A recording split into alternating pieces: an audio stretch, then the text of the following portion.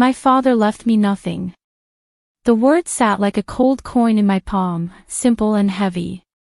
I stared at the line in the lawyer's office while a rainstorm tapped the windows. My name, Clara Mendel, appeared twice, once to confirm I was his daughter, and once to state that I would receive no tangible or intangible property. The sentence felt clinical. It also felt like a hand closing a door I had kept propped open my entire life. Across from me, my father adjusted his cufflinks. He ran a construction company and always smelled faintly of cedar and diesel. Since my mother died, he had grown careful around me, as if grief were contagious. Then he married Lila, a woman who wore pale lipstick and a diamond that flashed like a lighthouse whenever she shifted her wrist. I tried to like her. I tried to sound cheerful when she turned my mother's sewing room into a home office and called it an upgrade. I tried a lot of things. The lawyer cleared his throat, finished the last paragraph, and closed the folder. The rain grew harder. I felt an ache move through my ribs in a slow wave. My mother's piano. My grandmother's silver daisies on the mantel. The dark walnut dining table where I learned long division and where, later, I learned to eat silently, because anger had filled the house like steam. All of it, gone to someone else, like a houseplant passed to a neighbor. Clara, my father said, gentle and managerial at the same time. This isn't personal. It was only personal. I nodded because my voice was somewhere far away, in a room where my mother still played scales on Sunday afternoons. I gathered my bag. The lawyer murmured something sympathetic that I didn't catch. Outside, I stood under the awning until the rain thinned and the evening lit up with streetlights. I felt small in the way I used to feel as a child, trailing my father through the lumberyard, trying to match his stride. He would turn, every once in a while, and offer me a caramel from his pocket. I would save half in my palm until it dissolved. Back at my apartment, I turned on a single lamp. Boxes from my last move formed a small city around my couch. I had kept the piano bench, not the piano, which was impossible to move, but the bench still held my mother's indentation at the edge. I sat there and pressed my fingers to the wood, as if I could call up her warmth. There are betrayals that feel like a sharp slap. This one felt like frost moving in. It crept over old pictures, over nicknames, over the hollow of my throat. I told myself to breathe. I told myself to drink water. I told myself I would not text him. On my kitchen counter was the key to my storage unit, a place where the things I loved but couldn't house lived in the dark. I turned it over and over, watching it catch the light. The key made a small promise I didn't yet understand. I set it down carefully, like I was setting down a match that might still spark. I went to sleep with rain in my ears and a sentence in my mouth, already rehearsing the day I would be asked to repeat it. The humiliation arrived in layers. First, the will. Then the way the news traveled. My aunt texted 3 days later, "I heard about everything, honey.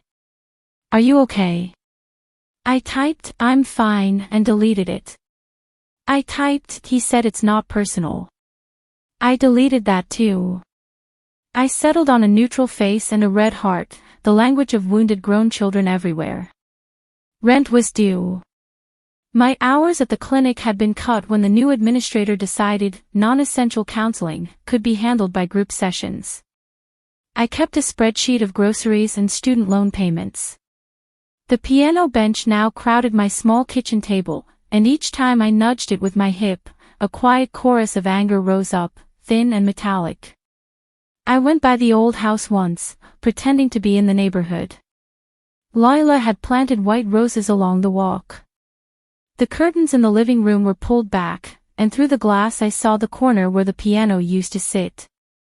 In its place stood a sleek cabinet and a framed poster about life's next chapter, all serif font and aspirational gold. I stood under the sycamore until a sprinkling of bark dusted my shoulder, then left. On the drive home, I cried once at a red light and stopped before the green. He called that evening. We should talk about this like adults, Clara. I swallowed. Okay. What do you want me to say? It's a matter of planning. You know how hard the last few years have been. His voice softened. Lila needs security. There are obligations. I thought of obligations I had carried without ceremony, the weeks I took off to sit with my mother during chemo, the bills I paid from a threadbare savings account because he said the business was liquid but tight, the times I drove him home when his temper had run ahead of him and he'd snapped at everyone in the room. I understand obligations, I said. Good. Then you understand why this is best. Best for whom? Silence moved in, slow and deliberate. Finally, he said, don't be dramatic. I could hear a television in the background, the low, constant hum of a life continuing. I pictured him in his recliner, the same throw blanket over his knees he had used for years, the same chipped mug on the side table. I felt the absurdity of being scolded for drama while sitting alone on a piano bench in an apartment that had swallowed my voice. After we hung up, I opened a box I hadn't unpacked since I moved. Inside lay a stack of my mother's fabrics, neatly folded, the faint smell of lavender sachets clinging to them. Beneath the quilting cotton, I found her old sewing tin. It rattled when I lifted it, a bright, artificial sound in the quiet. I flipped the lid. Buttons had gathered like a small congregation. Under them, a folded note and something that caught the light, a small brass key on a ribbon, its teeth filed in a peculiar pattern. My mother's handwriting ran across the note, looping and exact. For when you're ready. I pressed my thumb to the words until the paper softened. The brass key rested in my palm with the weight of a path I hadn't known I was walking. I didn't know what door it opened. I only knew that, for the first time since the reading, something in me shifted from ache to attention. I went to the storage unit the next morning. The air smelled like dust and cardboard. Rows of lives and boxes lined up beneath fluorescent lights. I turned the key at my locker. The lock opened with a clean, obedient click, as if it had been waiting for me to arrive.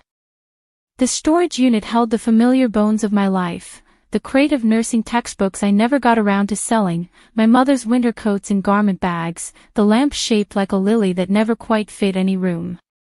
In the back sat a cedar chest, the lid bearing a teeny scar where I'd once dropped a screwdriver. My mother had kept her most sentimental things there, programs, postcards, dried bouquets. The brass key slid into the tiny lock on the side like a swallow into a nest. Inside, beneath a quilt square labeled "Practice," lay a slim envelope bound with blue thread. On the front, my name. Inside, another key, this one stamped Blackbird Bank, SD Box 312. A safe deposit key.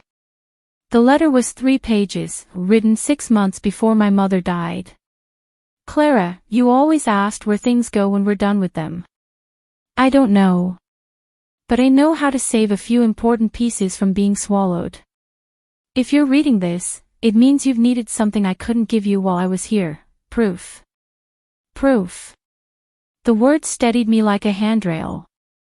At the bank, the manager checked my ID, read the notarized form tucked in the envelope, and led me to a narrow room where a metal drawer slid out like a secret. Inside lay a tidy archive of my family's quiet wars, photocopies of a trust my grandfather had established for the education and general welfare of his descendants, a ledger of withdrawals my father had made, with notes in my mother's sharp pen explaining which payments were for business and which were for bridge loans that never returned, a certified letter my grandmother had sent to my mother years ago, saying she wanted to leave me her cottage by the reservoir but feared my father would lean on her, as he often did. There was also a flash drive labeled Jesse, my father's name, with dates corresponding to my mother's chemo rounds. The last sheet in the box was a letter from my grandmother, written in blue ink. My grandmother's words were homely and precise. Clara dear, I don't pretend to know how to fix a husband or a son. I know how to fix a will. When you are 30, and only then, come see me with Miriam Cho. She's the only lawyer your grandfather ever trusted. I will be ready. I sat on the small metal chair in the vault, the bank clock ticking overhead. 30. I was 32. I had not visited my grandmother in 2 years, since she had chosen to keep the peace by attending my father's wedding and calling it practical. I had taken it personally. Now my mother's neat archive turned like a key in the lock of my resentment. There were hinges here, and they worked in both directions. I called the name I had been given. Miriam Cho answered on the third ring with a voice like wool, warm and sturdy. I explained, haltingly at first, then with the clear momentum that arrives once a person starts believing herself. She asked me to bring everything. And Clara, she said, prepare yourself for more than you're asking for. I drove to my grandmother's facility the next afternoon, the envelope on the passenger seat, rain-pale light making the roads look glassy. When I walked into her room, she looked smaller and sharper, like a pencil whittled. She wore my grandfather's cardigan, patched at the elbows. Clara, she said, and then, seeing the envelope, oh, good. Your mother was brave in a quiet way. She's still working. I sat at her bedside with the trust documents and my lifelong hunger for someone to say I wasn't crazy. My grandmother read slowly, lips moving softly, then handed the pages back as if returning a violin after a concert. We'll see Miriam tomorrow, she said. I think your father has mistaken force for power. She smiled, not unkindly. That happens in our family. The next morning, we met Miriam in a conference room that smelled faintly of lemons. She laid out the trust, the ledger, the letter. Your grandmother is competent to sign, she said, mostly to me. And she has changed her mind. My grandmother reached for my hand. I think it's time to put the house keys in steadier pockets. I didn't know yet that steadiness could feel like vengeance when witnessed by someone who expected you to shake. I didn't know how it would end. I only knew we were building a different kind of door, and that I held a new key. We scheduled a meeting. Miriam insisted on it being formal. People like your father understand formality, she said. She reserved her largest conference room and requested everyone's presence by courier, my father, Lila, my grandmother's nurse to accompany her, and the accountant who had once taught me how to read a profit and loss statement while I ate animal crackers at the edge of his desk. When my father arrived, he looked like he always did when he thought he was entering a room he already owned, a posture like a coat thrown over broad shoulders. He nodded to Miriam, kissed my grandmother's cheek, and said to me, let's be efficient. Lila sat slightly behind him, her hair smooth as glass. Miriam began. She was not theatrical. She was precise. Mrs. Mendel has executed a new will and trust, she said.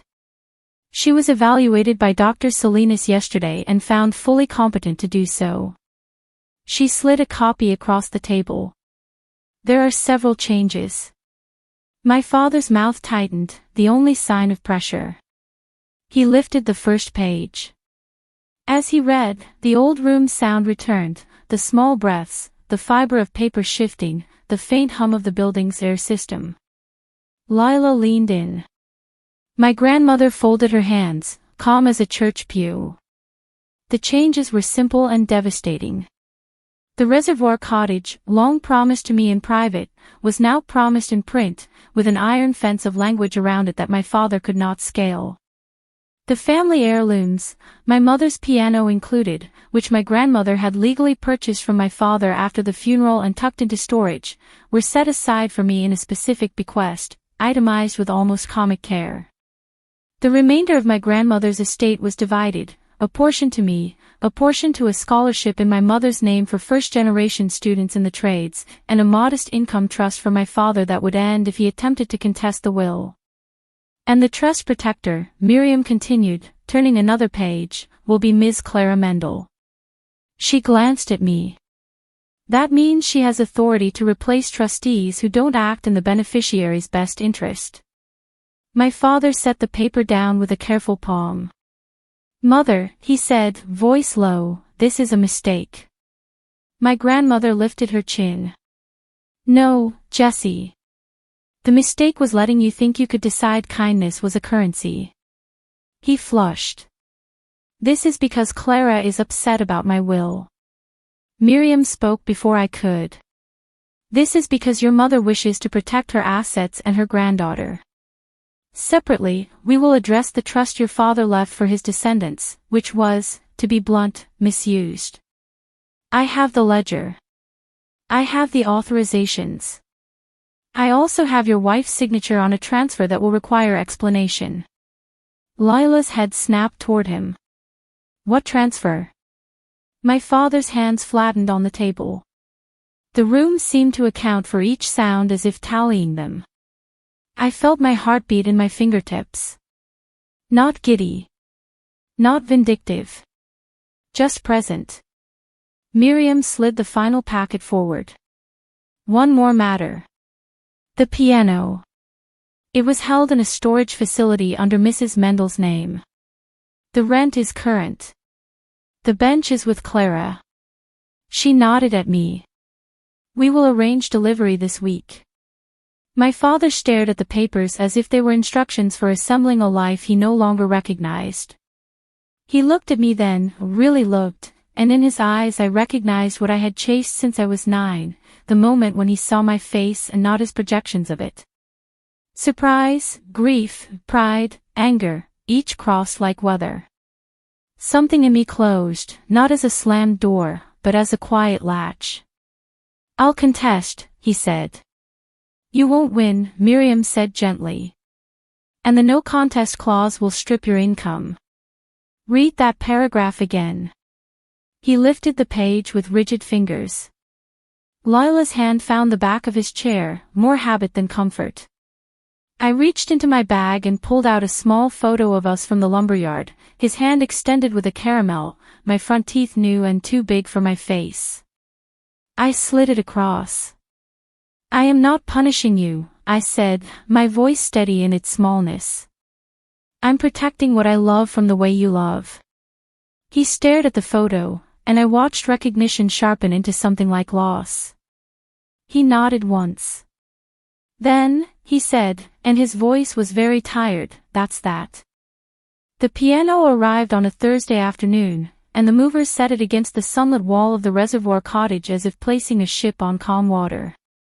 My grandmother watched from her chair, her cardigan buttoned wrong, a small defiance against perfection.